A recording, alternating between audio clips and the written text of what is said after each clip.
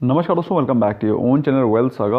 आज है 2 Feb 2021। SGX Nifty आपको 100 पॉइंट से भी ज़्यादा ऊपर दिखाई पड़ रहा है। बात करें एशियन मार्केट्स की, तो एशियन मार्केट्स भी पॉजिटिव सेंटिमेंट्स को सब्सटैंशिएट कर रही हैं। अगर बात करें कल के यूएस मार्केट के, तो यूएस मार्केट में कल 2.5% के आसपास की तेजी थी। तो ओवरऑल पूरे के पूरे ग्लोबल सेंटिमेंट्स बहुत ही पॉजिटिव दिखाई पड़ रहे हैं। कल के दिन बजट सेशन भी बहुत ही शानदार था, और बजट सेशन के बाद जो रैली आई है दैट इज़ जस्ट इनक्रेडिबल। और आप देख सकते हैं Nifty bank was almost 9% up intraday. अगर बात करें कि आगे आने वाले सेशंस कैसे रह सकते हैं, तो जो ये अच्छा मूव होता है उसका रब ऑफ इफेक्ट आपको एक दो दिन एक्स्ट्रा दिखाई पड़ता है। तो उनमें से आज का दिन आपको इसका एक रब ऑफ इफेक्ट दिखाई पड़ेगा। इसके अलावा जैसे कि मैंने आपको बताया, जो सेक्टर्स, जो स्टॉक्स जो कि डायरेक्टली बेनिफिटेड हैं, उन पे काफ़ी अच्छी रिसर्च ऑलरेडी हो चुकी है। तो उनमें आज बाइंग इमर्ज होकर के आएगी। चूँकि बाइंग इमर्ज होकर के आएगी तो फिर आपको जो अपना मूवमेंट है वो पॉजिटिव और भी आगे दिखाई पड़ सकता है। कल के टॉप गेनर्स में चारों के चारों फिनेंस और बैंकिंग एंड फिनेंस के स्टॉक्स थे। लेकिन दोस्तों, बैंकिंग एंड फिनेंस में एक चीज़ आपको ध्यान रखनी है, जो कि मैं आपको आगे सब्सिक्वेंटली कवर करूंगा। You have to keep at the back of your mind. Although कल के दिन के top gainers for IndusInd bank, ICICI, Bajaj Finserv and SBI। कल के टॉप लूजर्स थे UPL, डॉक्टर रेड्डीज लेबॉर्ट्री, जो कि अपने एक क्रूशियल सपोर्ट 4400 के आसपास चल रहा है। उसके बाद उसका एक स्ट्रॉन्ग सपोर्ट 4300 भी है, और अगर बाई चांस 4300 टूटता है तो सीधे 4000 की तरफ जा सकता है। So you must always remember this. Cipla and Tech Mahindra our the other top losers. अब एक और जगह पर जहाँ पर थोड़ा सा बबल फॉर्म होता दिखाई पड़ रहा है वो है सिल्वर। अब आप देखिए, gold is falling but silver is rising. तो यहाँ पे थोड़ी सी डिस्पैरिटी नज़र आ रही है। थोड़ा कॉशियस रहने की ज़रूरत है in case if you are long on silver, या फिर आप सिल्वर को बाय कर रहे हैं। बात करें क्रूड और नेचुरल गैस में, तो crude oil was approximately 2.5% plus up, और नेचुरल गैस करीब 9% के आसपास ऊपर था। क्रूड और नेचुरल गैस में जनरली इतना मूवमेंट रहता है। ओके, बात करें अगर USD INR पेयर में, तो दोस्तों कल के दिन डॉलर ने 73 के लेवल्स को रिक्लेम किया। जो पहले 75 होता था, अब मुझे लगता है अब 73 हो गया है, क्योंकि अब 74 के ऊपर जा ही नहीं रहा है डॉलर। यूरो INR और GBP INR में आप देख सकते हैं सभी के सभी जगहों पर the currencies were strong as compare to Indian rupee, although कल के दिन रुपी भी काफ़ी स्ट्रॉन्ग था। अब बात आती है आज करना क्या। तो दोस्तों, एज पर पिवट चार्ट क्या बोल रहे हैं, निफ्टी 50 की कल क्लोजिंग हुई है 14,281। तो 14,281 की क्लोजिंग हुई है, जो कि एक बहुत ही स्ट्रॉन्ग क्लोजिंग है। 14,000 के लेवल्स भी तोड़े गए हैं। 14,200 के ऊपर क्लोजिंग हुई है, which was a strong resistance. तो दोस्तों, काफ़ी अच्छा स्ट्रॉन्ग मोमेंटम दिखाई पड़ रहा है, और आगे भी कंटिन्यू रह सकता है। अब इसके जो पुराने लेवल के रेजिस्टेंस हैं, उनके ऊपर ही मेन रेजिस्टेंस आकर के रुकेगा। That is 14,500 and 14,800। As a pivot chart it is 14,750, लेकिन हमको मालूम है 14,800 स्ट्रॉन्ग रेजिस्टेंस हैं निफ्टी के, जो कि आगे आने वाले समय में निफ्टी फेस कर सकता है। बात करें स्ट्रॉन्ग सपोर्ट की, अगर बाई चांस कोई करेक्शन आता है तो मुझे लगता है 14,000 will be a big support, क्योंकि 14,000 पहले रेजिस्टेंस है। 14,000 तोड़ पाना इतना आसान नहीं है। अगर टूटता है तो 13,850 एंड देयर आफ्टर 13,400, जो कि आज रिमोट पॉसिबिलिटी है। दोस्तों, कल के दिन मोमेंटम काफ़ी ज़्यादा वॉलेटाइल था, काफ़ी ज़्यादा मूवमेंट हुआ है, जिसके चलते पिवट पॉइंट्स थोड़ा सा वाइड हो गए, जिसके चलते आज आप उतना बड़ा मोमेंटम एक्सपेक्ट नहीं कर सकते हैं।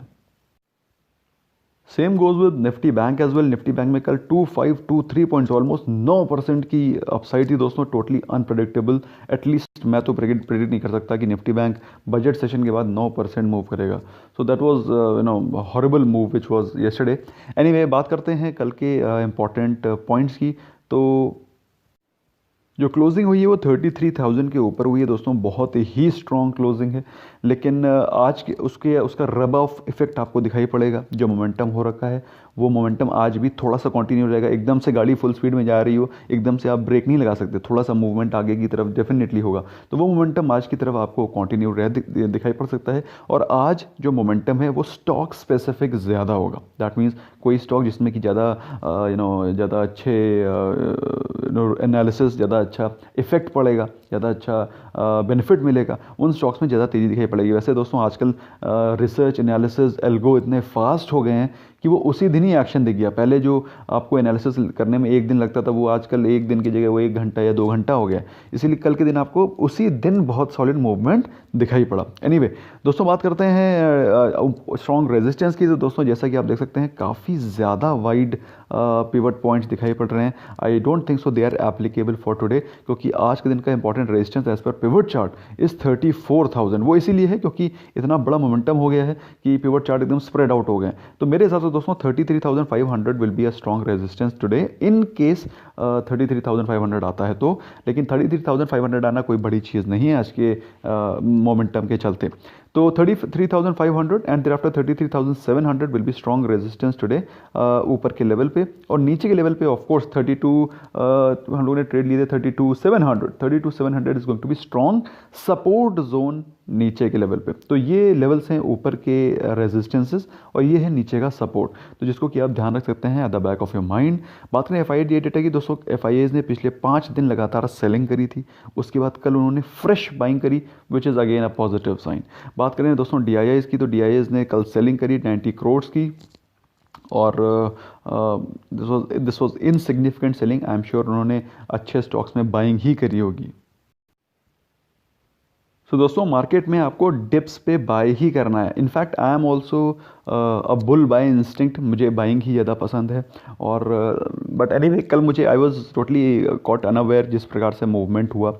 बात करें गुड न्यूज़ की दोस्तों, तो गुड न्यूज़ ये है कि कल आज इंडिगो पेंट्स की लिस्टिंग होने वाली है। कल शायद मेरे शाम को मेरे मुंह से IRFC निकल गया था, आई अपोलोजाइज फॉर दैट। तो इंडिगो पेंट्स का जो IPO है वो जो उसका GMP दिखाई पड़ रहा है दैट इज़ 60% प्लस। और दोस्तों जैसे ही ये खुलेगा इस 60% से और भी ज़्यादा बढ़ने की उम्मीद है, क्योंकि जिस प्रकार से बजट आया है pro infrastructure, pro construction, pro housing, उसके चलते इंडिगो पेंट्स और रादर जितने भी पेंट एंड कंस्ट्रक्शन से रिलेटेड स्टॉक्स हैं मेरे हिसाब से उसको बेनिफिट मिलने वाला है। Same goes with HFFC home first. तो होम फर्स्ट में भी दोस्तों सिमिलर काइंड ऑफ कार्रवाई है, क्योंकि उसमें भी हाउसिंग, उसमें भी कंस्ट्रक्शन से रिलेटेड थीम है जो इस बार की थीम थी। तो उसी से मेरे हिसाब से GMP सर्च कर रहे हैं और आपको एक बहुत ही शानदार लिस्टिंग होने की उम्मीद है। इसकी इन दोनों के बाद जो सब्सक्रिप्शन था वो भी अच्छा खासा हुआ था।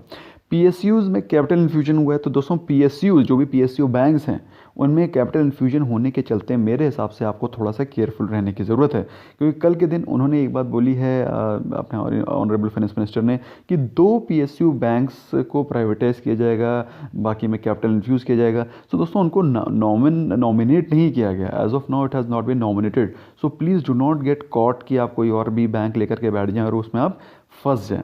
और bulls are back again, a great news. बाकी आज बात करें नेगेटिव न्यूज़ की, तो कोई भी खास नेगेटिव न्यूज़ नहीं है, चाहे आप ग्लोबल पर्सपेक्टिव से बात करें या फिर आप इंडियन पर्सपेक्टिव में बात करें। There is no negative news existing as on date. आज के रिजल्ट्स के अगर बारे में बात करें दोस्तों, तो आज के दिन इंपॉर्टेंट रिजल्ट्स में कल के दिन के रिजल्ट्स में कैस्ट्रॉल, नेरोलैक, फिनोलेक्स एंड ज़ायडस बहुत ही शानदार रिजल्ट्स रहे थे कल के भी। So those people who are invested in all these stocks, मेरे हिसाब से बहुत ही पॉजिटिव न्यूज़ रही है। अच्छा, आज के दिन के रिजल्ट्स कौन से हैं? आज के दिन के रिजल्ट्स बहुत ही इंपॉर्टेंट हैं, स्पेशली दोज शेयर होल्डर्स जो कि डिक्सॉन टेक्नोलॉजीज़ को होल्ड कर रहे हैं। तो डिक्सॉन से बहुत ही अच्छे रिजल्ट्स की एक्सपेक्टेशन है, क्योंकि स्टॉक बहुत ही ज़्यादा ऑलमोस्ट ट्रिपल हो गया है विद इन 1 ईयर। बात करें और रिजल्ट जो इंपॉर्टेंट हैं उसमें से HDFC, Tata consumers, PI industries, Vinati organics and Escorts. इसके अलावा दोस्तों कुछ और स्टॉक जिसमें कि थोड़ा सा आपको हो सकता है डिसअपॉइंटमेंट मिले रिजल्ट्स में, वो है वंडरला एंड नोसिल में you can expect some better results. तो दोस्तों आज के दिन करना क्या है? आज के दिन जैसा कि मैंने आपको बताया, momentum is likely to continue. PSU bank stocks में आपको थोड़ा केयरफुल रहना है दोस्तों। आज से 2 साल पहले 2018 में एक बार इसी प्रकार की न्यूज़ थी कि PSU बैंक्स को रिकैपिटलाइज कराया जाएगा, उनको प्राइवेटाइज किया जाएगा, तो उनमें अच्छा खासा जंप आया था। उसके चलते SBI वॉज ऑलमोस्ट नियरिंग 400 चला गया था, और उसके बाद 400 कभी उसने देखा ही नहीं मुड़ के, और अभी 310 पे ट्रेड कर रहा है। So what I want you to do is I want you to focus on quality stocks. अगर आपको PSU बैंक स्टॉक्स में इन्वेस्टमेंट करना ही है, so at least stick with the top leaders, that is SBI and Bank of Baroda. Otherwise PSU banks या फिर जो जो लोग PSU बैंक्स में फंसे हुए हैं, ये एक बेहतर मौका है उससे निकल करके अपने कैश को वापस लेने का। भाई देखो, मेरा काम है आपको बताना, बाकी आप अपने फाइनेंशियल एडवाइज़र से एडवाइस लेकर के PSU बैंक्स में इन्वेस्ट कर सकते हैं। बात करें आज के दिन की दोस्तों, तो आज के दिन आपको सिंपल सी चीज़ है, जो GTT ऑर्डर्स अब मैंने आपको उस दिन बताया था, अगर आप ब्लू चिप स्टॉक्स में GTT ऑर्डर लगा करके बैठे हुए हैं, you can continue holding them. और अगर बाई चांस कोई डिप्स आती है तो आई एम श्योर आपने एक्यूमुलेशन किया होगा। पिछले 5 दिन लगातार निफ्टी 50 में गिरावट रही, आई एम श्योर आपने अच्छे स्टॉक्स में इन्वेस्टमेंट किया होगा। नहीं किया है तो you must start to buy WSG star SIP on the dips, और उसका लिंक मैंने डिस्क्रिप्शन और पिन कमेंट में डाल रखा। तो sir my servant, thank you so much for giving time. I hope you learn something new. Bye bye for now.